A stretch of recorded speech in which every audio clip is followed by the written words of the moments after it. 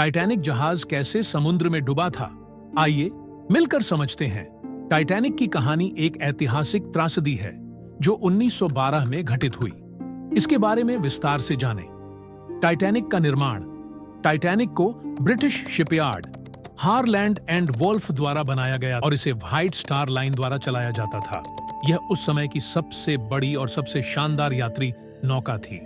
इसके निर्माण की शुरुआत 1909 में हुई थी और इसे 1911 में पूरा किया गया। टाइटैनिक को अशोक्य अनसिंकेबल कहा जाता था क्योंकि इसका डिजाइन उसे डूबने से बचाने के लिए बनाया गया था। पहला यात्रा। टाइटैनिक की पहली यात्रा 10 अप्रैल 1912 को साउथहैम्प्टन, इंग्लैंड से शुरू हुई।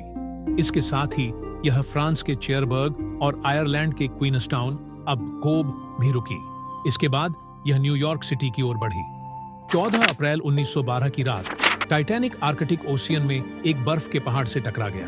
यह टकराव लगभग 1140 बजे रात को हुआ। बर्फ के पहाड़ की चोट ने कई डिब्बों को क्षतिग्रस्त कर दिया और पानी का रिसाव शुरू हो गया। बचाव प्रयास। टाइटैनिक में कुल 20 जीवन रक्षक बोट्स थीं, लेकिन ये बोट्स यात्रियों की पूरी संख्या के लिए पर्याप्त नहीं थीं। इस त्रासदी के दौरान बचाव के प्रयासों में भारी कमी देखी गई। कई लोग पानी में गिर गए और ठंडे पानी में मृत्यु हो गई। जीवित बचे साल्वेज स्टाफ और बचाव दल ने अंततः 710 लोगों को बचा लिया, जिनमें अधिकांश महिलाएं और बच्चे थे। सैकड़ों लोगों की मृत्यु हो गई, जिनकी कुल संख्या 1514 के करीब थी। प्रभाव और सुधार।